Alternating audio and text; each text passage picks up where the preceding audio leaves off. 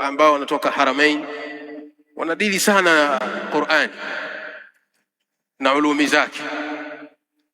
Kwa unaweza kaulizwa ukasimamishwa, mathalan umehifadhi sura gani, au tusomee ulichohifadhi, au nani kahifadhi sura kadha.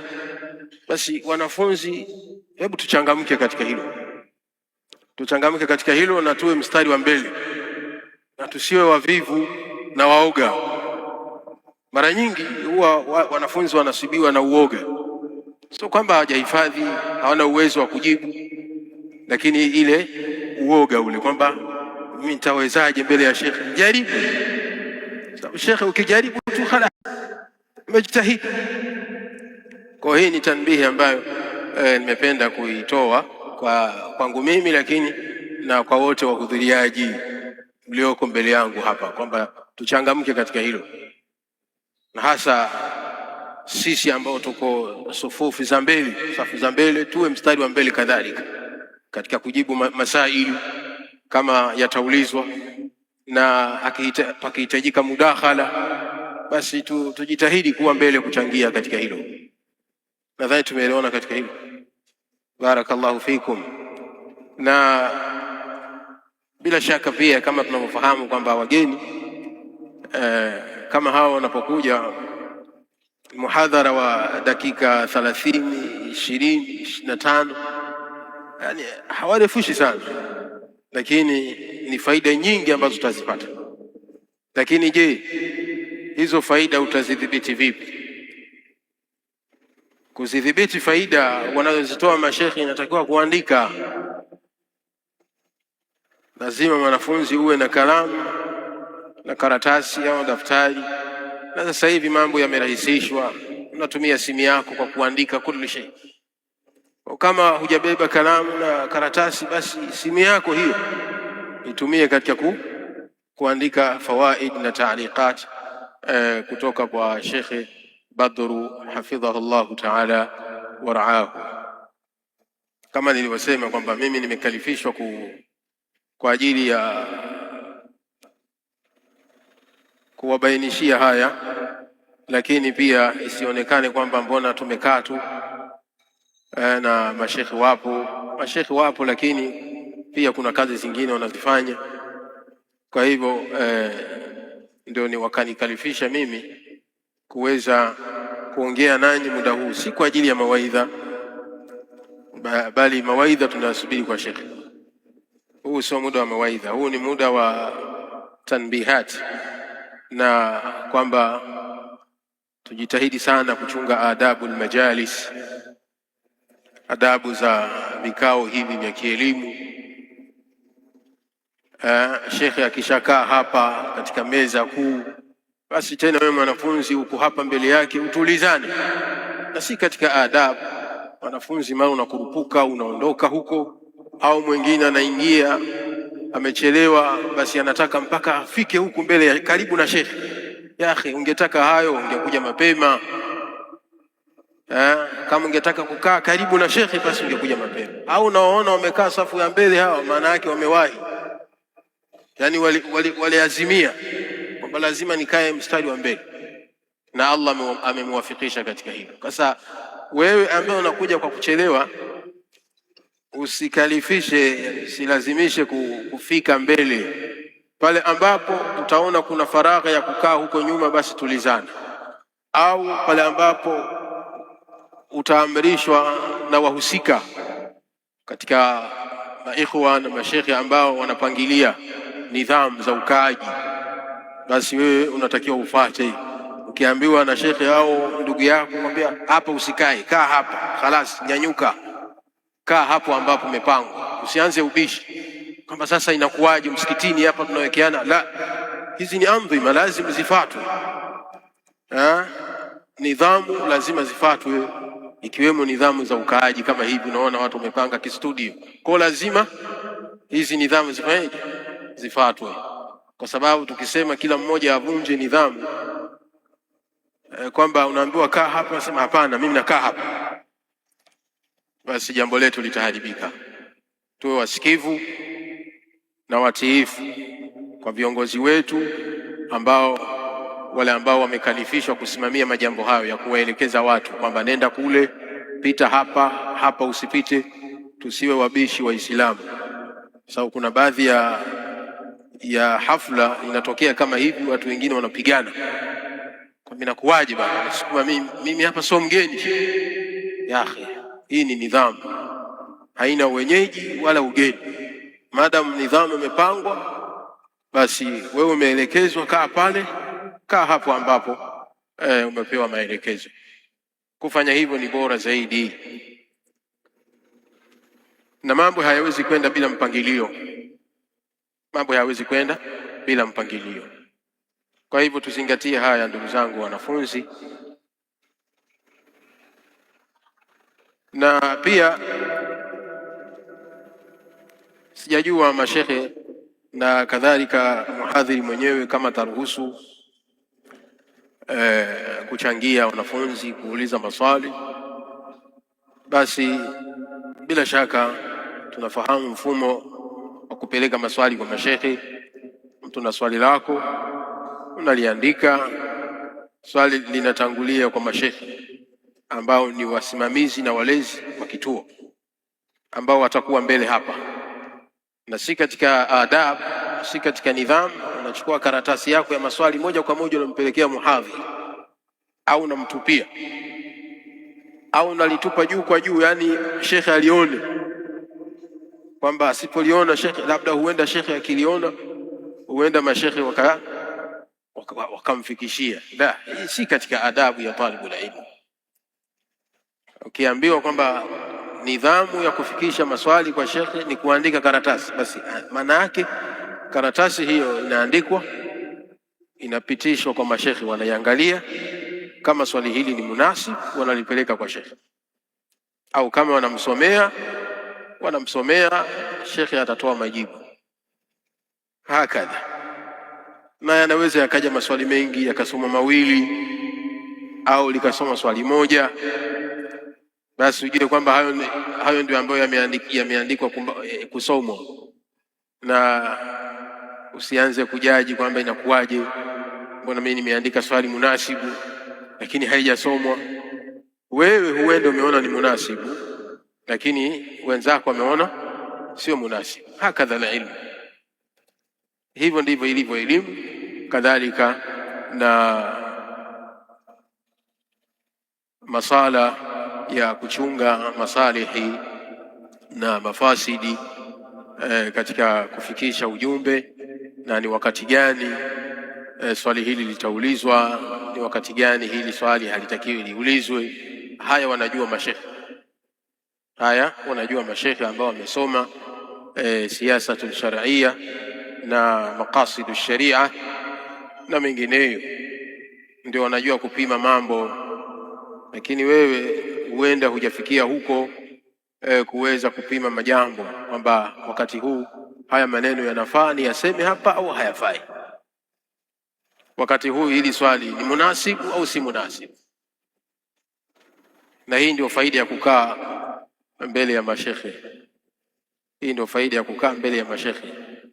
Na hapa tuko msikitini katika nyumba ya Allah tabaraka wa taala, na tujikumbushe maneno ya Mtume sallallahu alayhi wasallam aliposema, majtamaa qaumun fi baitin min buyuti llah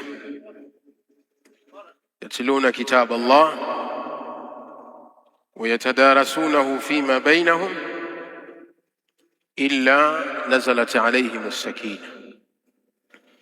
Mtume sallallahu alayhi wasallam anasema, hawatajikusanya watu katika nyumba miongoni mwa nyumba za Allah tabaraka wa taala, na buyutullahi azza wa jalla fi al-ardi hiya al-masajid. Nyumba za Allah hapa ardhini ni misikiti. Kwa hivyo Mtume sallallahu alayhi wasallam asema hawatajikusanya watu katika nyumba miongoni mwa nyumba za Allah tabaraka wa taala, yatluna kitab Allah, wakisoma kitabu cha Allah, wayatadarasunahu fima bainahum, na wakisomeshana baina yao kitabu cha Allah tabaraka wa taala, wakisomeshana Qur'ani, kadhalika fiqhi ya Qur'ani, kadhalika fiqhi ya sunna, illa nazalat alayhim as-sakina, isipokuwa watu hao watashukiwa, watateremkiwa na utulivu. Allah tabaraka wa taala atawateremshia utulivu, utulivu wa nyoyo, kadhalika utulivu wa viwiliwili. Illa nazalat alayhim as-sakina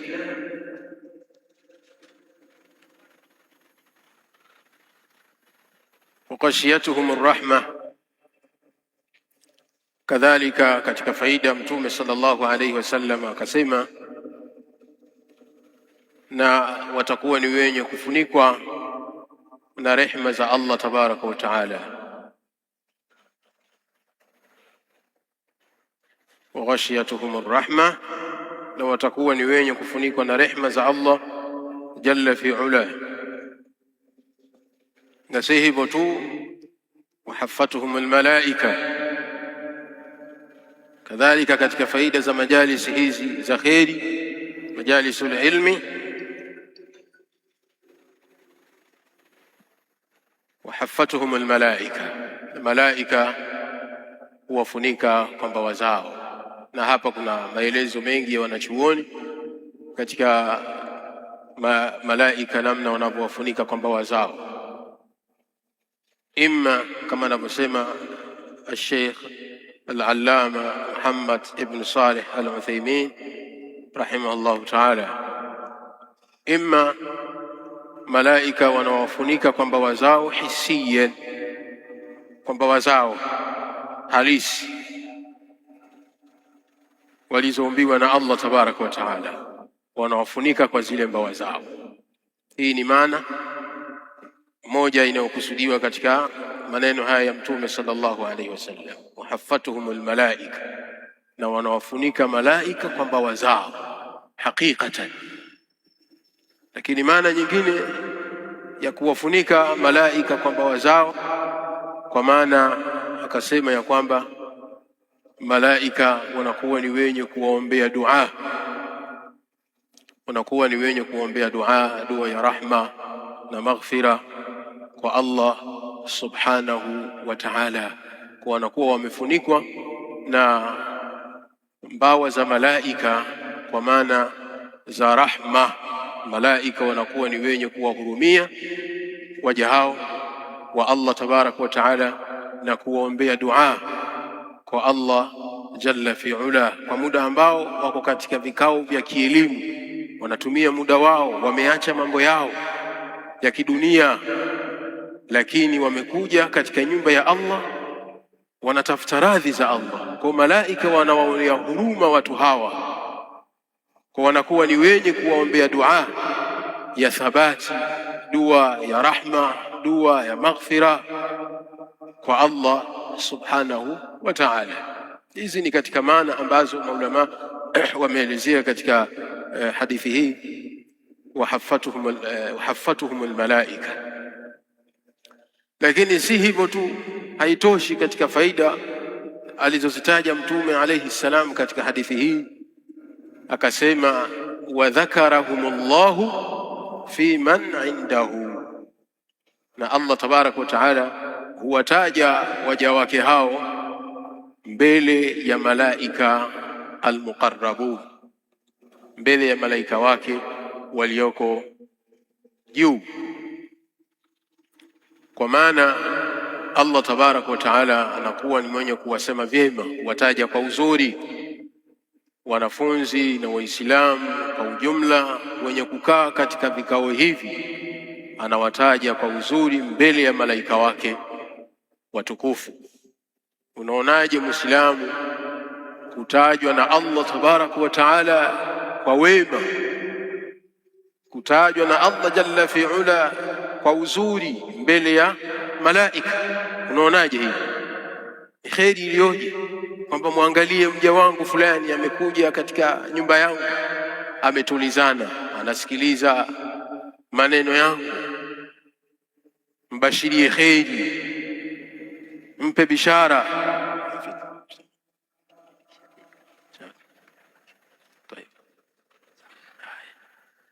Tayeb, naambiwa mgeni amefika. Kwa hivyo kama nilivyosema, mimi nikuja kwa ajili ya kuweka sawa mazingira. Sasa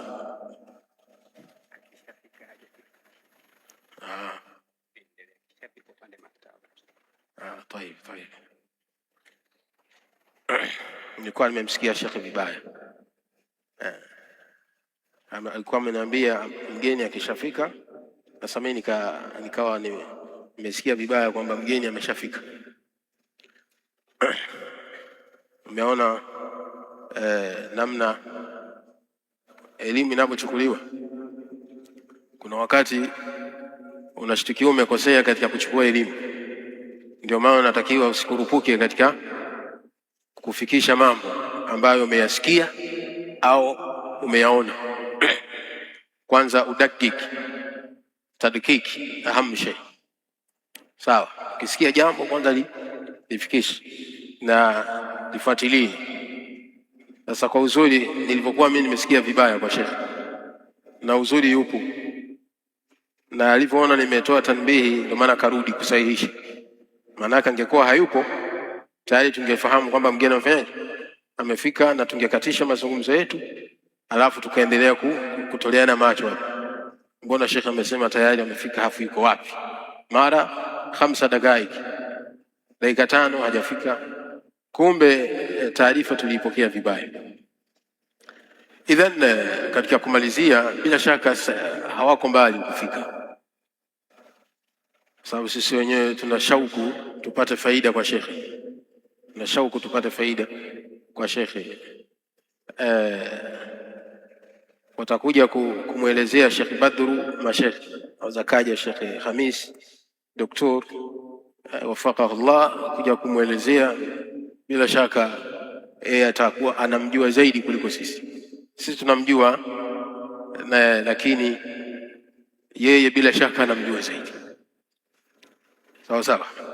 Kwa hiyo nani Sheikh Badru na historia yake kwa ufupi, bila shaka mashekhe watakuja kuelezea. Hiyo si katika kazi zangu. Kwa hiyo katika nukta ya mwisho ya hadithi tumeona kwamba Mtume sallallahu alaihi wasallam ameelezea katika faida za majalisi za dhikr, majalisul ilmi, ni kwamba ni sababu ya sisi kutajwa na Allah tabaraka wa taala mbele ya malaika almuqarrabun, na hii ni kheri kubwa sana, kheri kubwa sana. Mfano mdogo tu ionekane Muislamu au mtu unatajwa na mtu aliyekuwa mkubwa. Huu ni mfano.